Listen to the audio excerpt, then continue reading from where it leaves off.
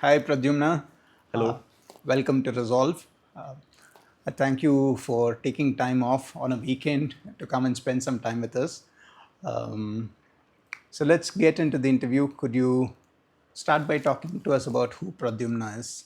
I'm a MSc student at NCBS. I'm currently doing the wildlife biology and conservation course. Uh, Graduating very soon, actually. Uh, I like cycling. I like motorcycling. Like drinking beer on the weekends. Okay. Uh, I was brought up in Hyderabad for 18 years. I shifted to Bangalore for my undergrad, which I did at Azim Premji University. And I was working as an intern at NCBS for 2 years at Lab 22 before I joined the course that I'm currently doing. Could you talk to us a little bit about the internship? Why did you decide to do an internship? So, what had happened was I had applied for this course 2 years earlier. This course happens only once every 2 years. Uh, and I had applied with a few of my friends as well. Um, and I got in on the wait list, Okay. but I didn't actually manage to get into the course after that. There were two more people in front of me who I think got in, and I didn't. And I just wanted to experience that world of uh, wildlife biology and what it's like, ecology more in specific. Um, and also, I just wanted to get out of home for a bit, do something useful rather than just spend time looking for somewhere to go. Um, so there was a family friend who told me that there might be internship positions open here. So after the interview that happened here, which I was waitlisted for, I just came back here after writing them an email asking them, are there any positions open? And they said, sure, here are a few projects that are ongoing. Would you like to participate in any of them? And my bosses at the lab are very kind, very generous people, and so they had a lot of patience. Even though I had very little experience coming into this internship, it gave me a lot of time to kind of learn skills on the job, which is, I figured out how I also like learning things. So I was working on a GIS project, which uses, for example, uh, data sets from satellite imagery to kind of figure out uh, patterns of fire in the Nilgiris. Um, I only had a very vague theoretical understanding of how this stuff goes on. Um, but just talking to peers, looking at a few forum posts online, looking at some tutorials online, uh, I managed to get some understanding of how this stuff is done. And so that's what I was doing for 2 years. So you mentioned while doing the internship, uh, you learned how you learn things. Could you expand on that a little bit more? In school and stuff, it's very normal to just study for things because you have an examination and all of that. Um, I didn't find that necessarily true in college. In college, your assignments are, for example, much longer, and so sometimes it's a bit opaque about why you're studying for certain things. I also found out in my undergrad that I do have ADHD and things like that. So things like Oh, sustained interest and all of that are very hard if the only reason to learn something is to write it down in an exam or talk about it in a viva. Uh, I'm able to understand things much more intuitively when it's coming out of a cause. So, for example, something on my cycle has gone wrong, right? And well, I just want to use my cycle. So you figure out how to change the brake cables. You look up a few YouTube videos. So it's not very prescriptive. There's no real way you're supposed to go about it. You can also just like mess about, do it wrong a couple of times, and figure out how to get it right. yeah. And I found that that was a lot more rewarding, uh, Okay. rather than just reading something and not applying. So, so if I said purpose-driven goals is what drives you or helps you in learning, would that be appropriate? Because that's something that I've figured out about myself later in life. Initially, there was no interest. I wouldn't even say interest, or there was no incentive for me to do many things. But when I identified what my purpose is, especially with my professional life, I began to notice the energy levels internally began to change. I didn't need motivation uh, because and there was more interest in actually going and getting things done. I started to become proactive. I started to become very organized as well. But none of these were overnight changes. Obviously, it was a process, and I had there was a lot of setbacks before I could get to it. Um, Again, in school and in college and all of that, especially undergrad, it's kind of like a very theoretical thing. It's not very practical. And so when you're like trying to figure this stuff out on your own, I'm very fortunate in that I got to move out of my mother's place and all of that. I had some financial support. Um it allows me to set the stakes to a point where it's interesting enough for me to want to do something as well. It is critical that I do my job well, Yeah. because I'm interested in doing this. uh, I want to ideally get some stipend out of it, and I want to continue doing that, and I want to stay in my own place. But on the other hand, I can also do it for 1.5, 2 years and see whether I like it or not, and whether I want to choose a different direction. And that's what I realized a bit later on. This actually helped me overcome a lot of my exam fear and things like that.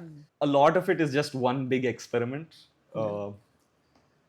It can be tough sometimes, but I think I try to shape all these things in my life so that the stakes are at that level where um, it is still a motivating factor. It allows me to do the things that I want to do. For example, even in tough times, saying that, well, this is something I want to do, this is something I've been dreaming of for a while, but also not tied into a very particular path. Uh, so if I want to do something else for a bit, maybe it would be interesting to go and explore that, and maybe even come back later on. Yeah. So that sort of freedom, I think, is what you were talking about as well. Absolutely. I don't know. Suddenly that switch happened from when the internship happened, and you start feeling like an adult rather than like a kid in college. The two things that I'm curious about. You talked about learning that you have ADHD. The second thing is the fears of examinations. And we'll talk about the ADHD first. Was there a diagnosis over there, or was it something that you just learnt off the internet? So I was diagnosed with depression before that, and I was not really doing much in that gap year. Uh, and I think that partly also contributed to it further. And then only after that I found out about APU, and I joined. I gave the entrance exam, and I joined there in 2019. Um, and I was just hanging out with some friends back then. I didn't think much of this ADHD stuff or anything. And one evening, I think, or night, at around 1 o'clock, as friends do in undergrad, they were sitting around on the stairs and just chatting. Uh, and they were talking about hyper focusing on things, or some other, you know, some sort of distractibility and things like that. And I was like, that happens to me also. I don't think it's so abnormal. Uh, I didn't know at that point that I might also have ADHD, because through school it was something that I was able to navigate. Your assignments are at the most like one evening long. It doesn't take that much time. Uh, and this was in my first year. Um and there were other patterns of things like this. I've never been very good with time. That's always Okay. been an issue with me. But people don't really think about it as ADHD necessarily. It's just, yeah, Pradyumna is bad with time. You call him for anything, he'll come up anywhere from 20 minutes to an hour later. So my friends just got used to calling me 20 minutes ahead of when I'm supposed to Okay. show up and all of that. Uh, at home, I'm known to be like a last minuter for a lot of things. But then through my second and third years, as the intensity kind of ramped up academically, I was finding that uh, even though the subject matter or anything wasn't really a struggle, it was more the assignment submissions and keeping on top of all my work and all of that.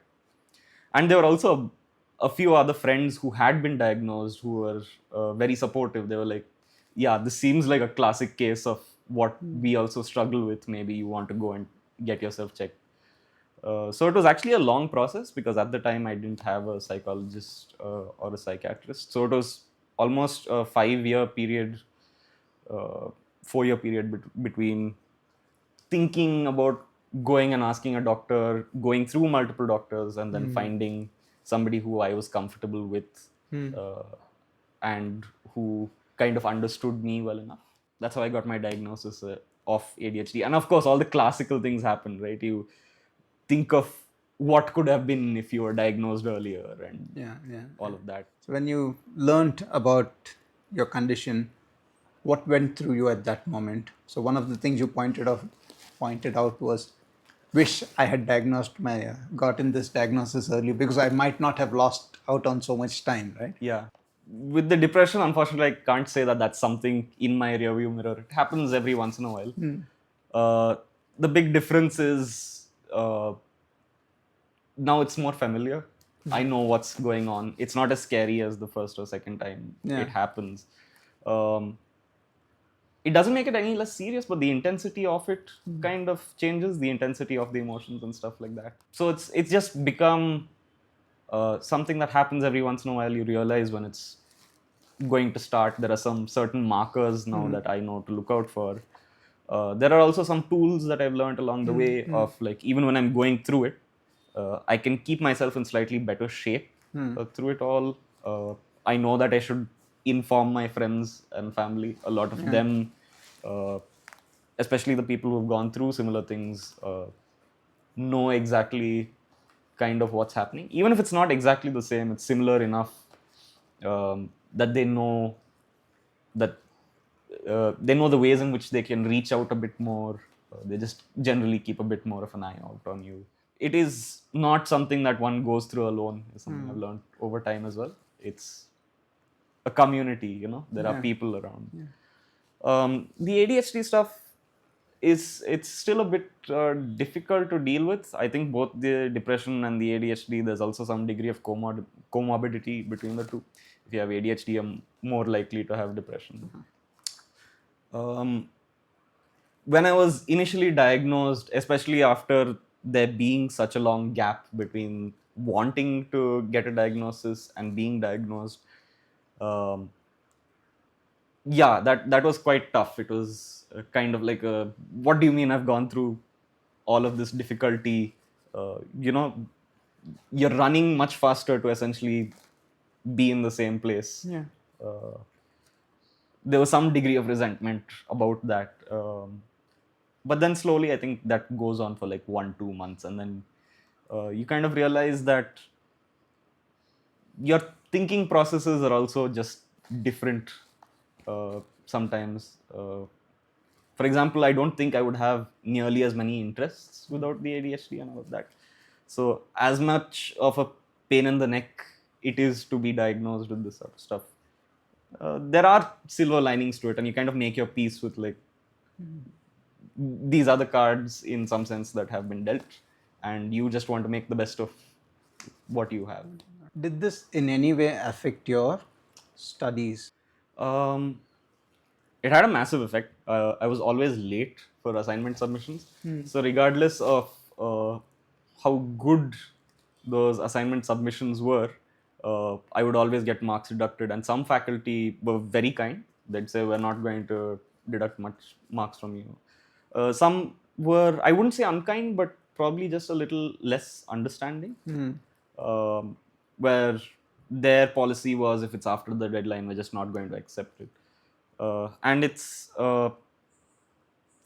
kind of a snake eating its own tail, where once you're, at least for me, once I'm submitting something a bit later,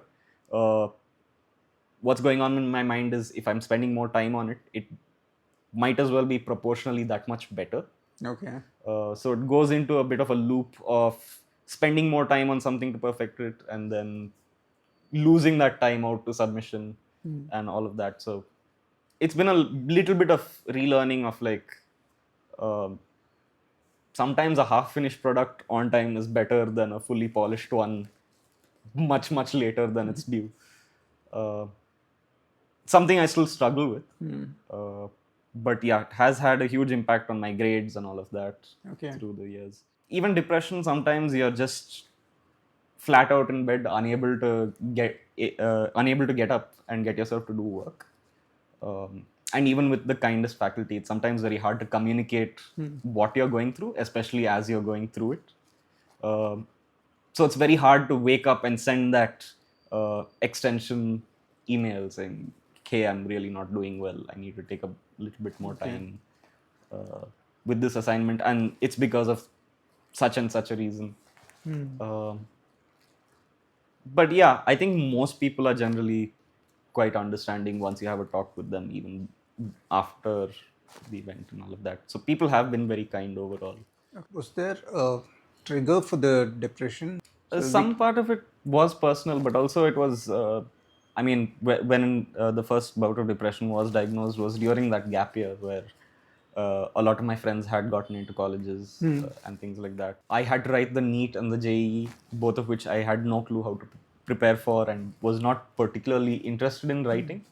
And I also just didn't know what I wanted to do also later in life. I mean, I don't know. I'm one of those people who kind of shies away from actually making these decisions. I like staying as general as possible and drawing out these decisions for as long as possible before I actually decide to do something like that. And yeah, just not having a clue of what's happening next in life. But also, there's a lot of pressure to do something at the same time.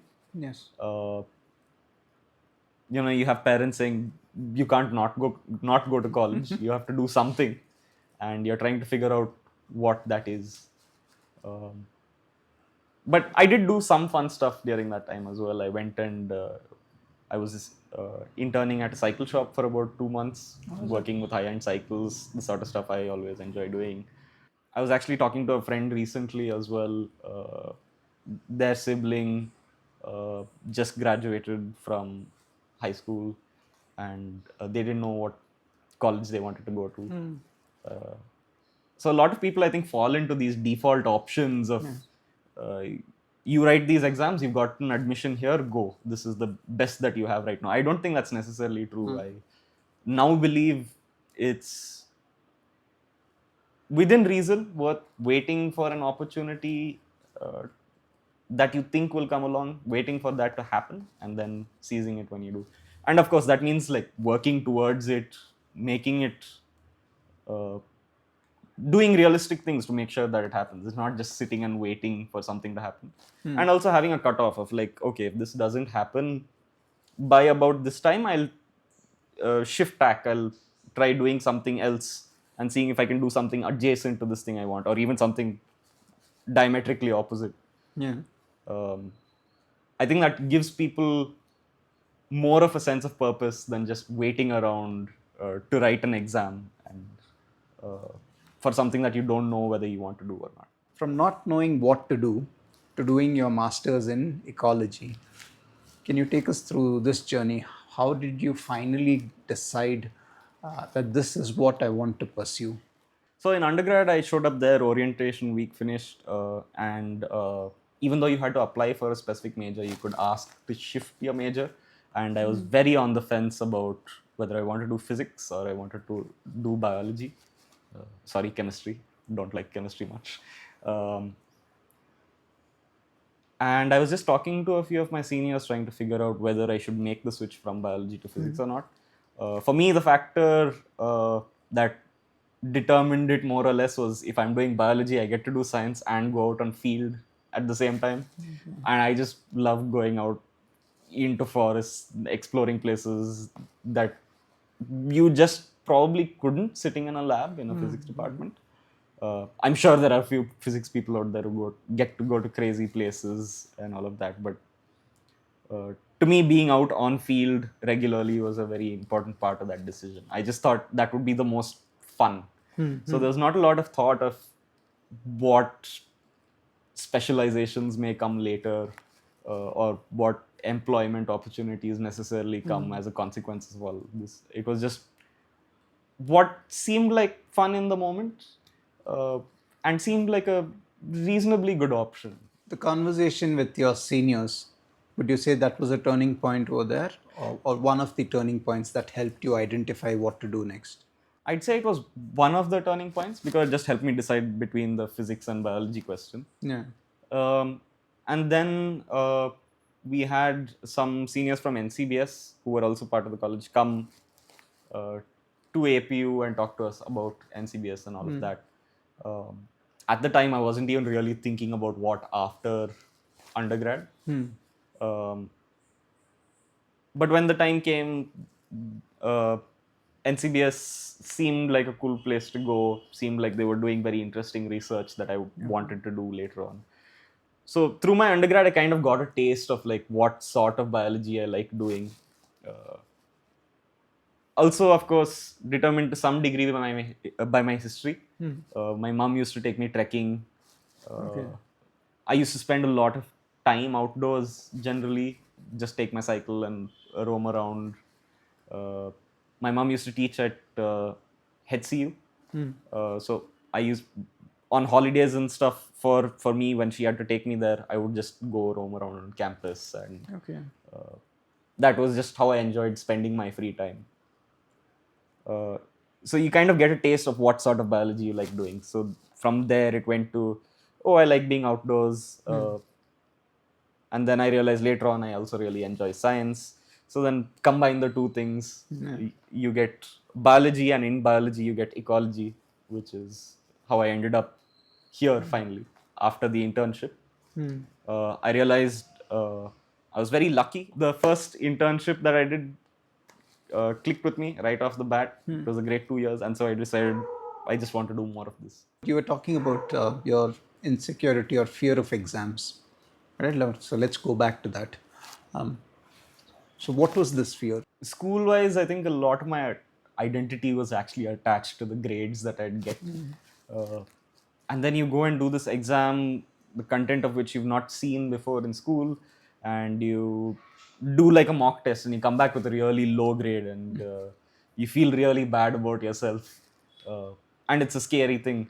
Uh, I think that was one big part of it. It's like all of these people can answer these questions in like minutes. It's taking me 5. Uh, why am I not understanding this? A lot of artificial stakes involved in it. It's like if you don't get through the NEET or get through the JEE, nothing will happen. You won't get into a good college and all of that, which I think is very untrue. Uh, there are multiple paths to getting through these things, and that's just one of them. And like you, yeah, I have always been a last minute study for anything, even when it was the boards and all of that. I think I started studying 3 weeks before. Okay. Um, so there was a lot of fear of like, if you don't get through these exams, you are a very big failure. Um, I think that changed when I just started seeing it as something to do just for fun. Uh, just see where it goes as a sort of experiment. And so now my take on all these competitive exams, applications, all of these sort of things is to just do it for the heck of it and see where it goes. So usually I'll come back home and make dinner, uh, grab open a pint of beer and sit down and look at the questions. Uh, I don't necessarily look at study material as such. I just look at the questions that I cannot answer. I sit and do a mock test and see what I've gotten wrong. And I just go and read up about the stuff that I've gotten wrong, because um, it's just interesting to know why you've made that mistake, what the correct answer actually is, rather than finding out the answer. Yeah. The process that it takes to get till there, I think, is in some sense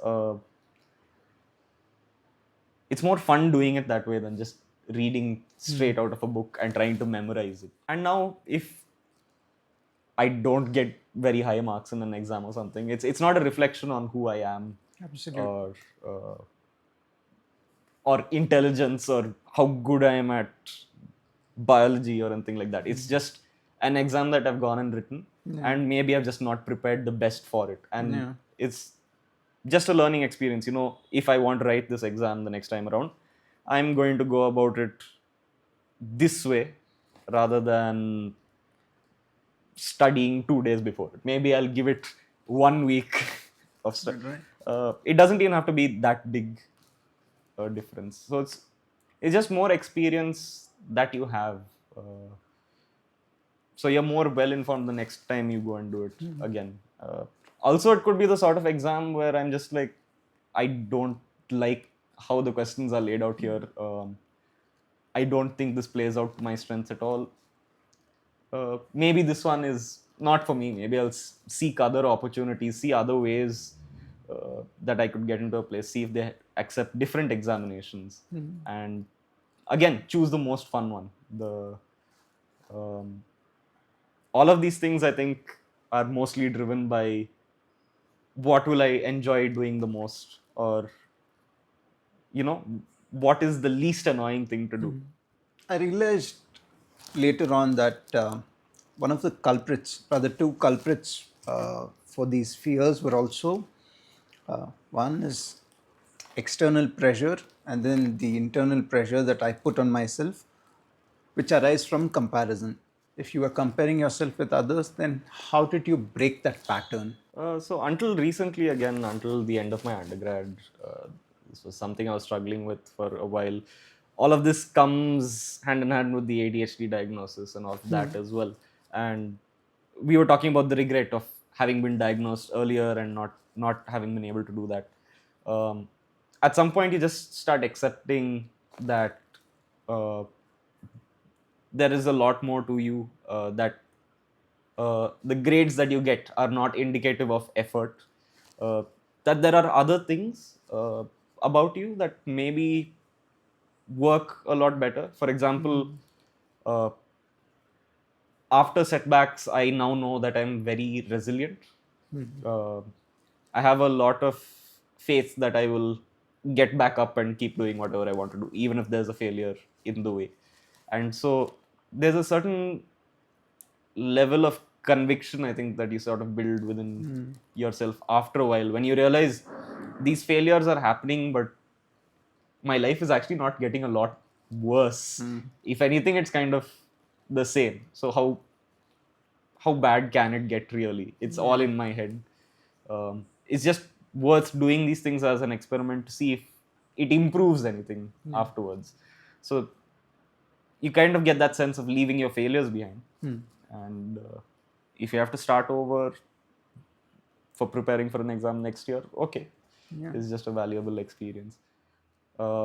With something like ADHD as well, it's never going to be uh, a very even playing field. But then on the other hand, everyone is also having their own struggles. It might not be ADHD or depression, it might be something else, it might be financial, it might be uh, the situation at home or anything like that. So it really doesn't make sense to compare yourself with anyone else at all. Um, because even if you get higher marks than them, what are you really proving? No, I don't think anyone really cares. You think so many people have their eyes on you and are thinking about your performance in relation to someone else. But I think that's just a handful of people, and beyond that, the world is such a big place, nobody else cares. Yeah. So I think that really helped me get out of that perspective of my performance is always going to be measured against somebody else's. Within your own family, you're still not the most important person there. And it made a lot of sense. Because like you said, I tend to think everything revolves around me, right? If I fail, I feel everyone's eyes are on me, everyone's judging me. But I realized the judgments were more internal than external. I was my harshest critic.